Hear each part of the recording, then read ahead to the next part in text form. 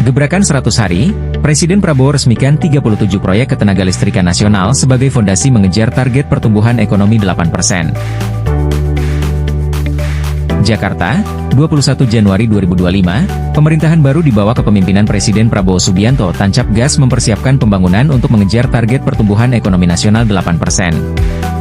Tidak tanggung-tanggung, dalam 100 hari masa pemerintahannya, diresmikan 37 proyek ketenagalistrikan terdiri dari pembangkit, transmisi, dan gardu in 14 provinsi.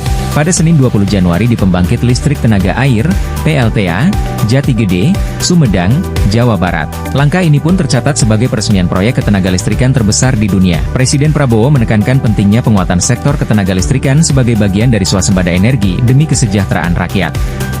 Pembangkit kapasitas total 3.222,75 MW dan telah beroperasi ini menjadi sumber pasokan kelistrikan untuk memenuhi kebutuhan industri dan melistriki kawasan pembangunan baru, termasuk wilayah-wilayah terpencil. Kita ingin menjadi negara modern, negara maju. Kita ingin meningkatkan kesejahteraan bangsa Indonesia. Kita ingin menghilangkan kemiskinan di Indonesia. Untuk itu kita butuh untuk menjadi negara industri, ungkap Prabowo. Prabowo juga menyampaikan pentingnya pemanfaatan potensi EBT guna memenuhi kebutuhan energi dalam negeri. Dia yakin bahwa ketersediaan pasokan listrik yang andal, bersih, dan terjangkau membuat industri akan semakin tumbuh subur dan investasi akan mengalir ke Indonesia. Bangsa kita harus melakukan transformasi ke arah hilirisasi, ke arah industrialisasi secara besar-besaran.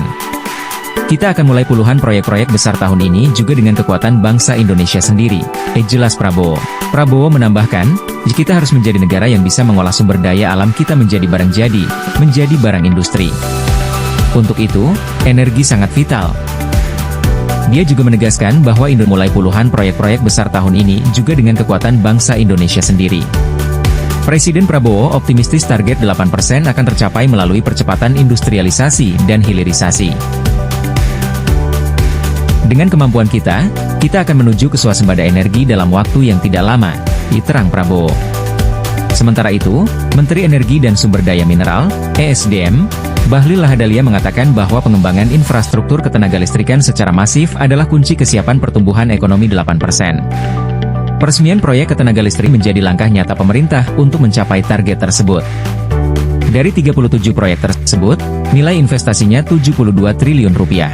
Ini, dalam rangka menerjemahkan kebijakan Bapak Presiden untuk kita menyiapkan infrastruktur listrik, mencapai pertumbuhan ekonomi kita di sekitar 8%, ujar Bahlil. Selain itu, guna mencapai target 8, Kementerian ESDM telah menyiapkan rancangan pembangunan infrastruktur ketenagalistrikan yang tertuang dalam Rencana Usaha Penyediaan Tenaga Listrik, RUPTL, ke depan.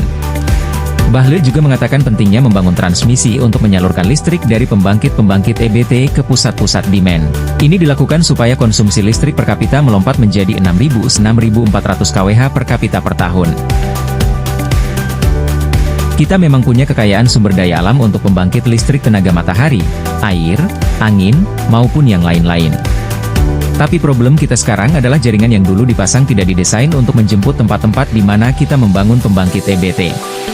Karena itu kita mendorong untuk membangun jaringan ke depan, kurang lebih sekitar 8.000 km, Keberadaan 37 proyek ketenagalistrikan yang baru diresmikan ini juga akan meningkatkan keandalan dan kecukupan daya listrik saat ini serta mengurangi konsumsi BBM secara signifikan. Beberapa pembangkit seperti PLTA Jati Gede 110 MW, PLTA Asahan 374 MW, dan pembangkit listrik tenaga surya, PLTS, IKN 50 Alternating Current, MWAC, akan menjadi tulang punggung kelistrikan di wilayah masing-masing. Hal ini tentunya akan mendorong peningkatan investasi, pembukaan lapangan kerja baru, dan tumbuhnya kegiatan ekonomi masyarakat. Sementara, 11 proyek transmisi dan gardu induk yang telah beroperasi akan langsung memperkuat keandalan pasokan listrik dan mendukung percepatan industrialisasi dan hilirisasi. Salah satunya adalah saluran udara tegangan tinggi, SUT, 150 kV, KV, Gikolaka, PT Antam Pomala sepanjang 36,96 km sirkuit (AMS), dan Gi 150 kV Kolaka X yang menyuplai listrik ke industri pengolahan nikel. Direktur Utama PT PLN, Persero, Darmawan Prasojo menyatakan siap melaksanakan komitmen pemerintah dan rencana usaha di sektor ketenagalistrikan yang disusun oleh Kementerian ESDM. Kami di PLN terus membangun kapasitas SDM yang semakin mumpuni, organisasi yang semakin lincah, serta kolaborasi yang semakin luas dengan berbagai negara dan perusahaan nasional maupun multinasional.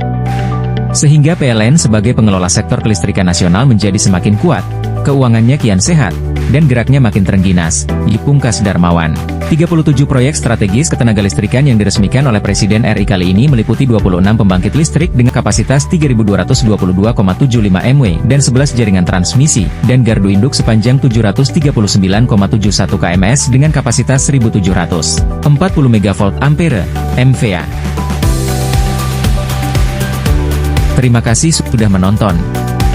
Jangan lupa like, subscribe dan klik tombol lonceng jika Anda menyukai berita kami.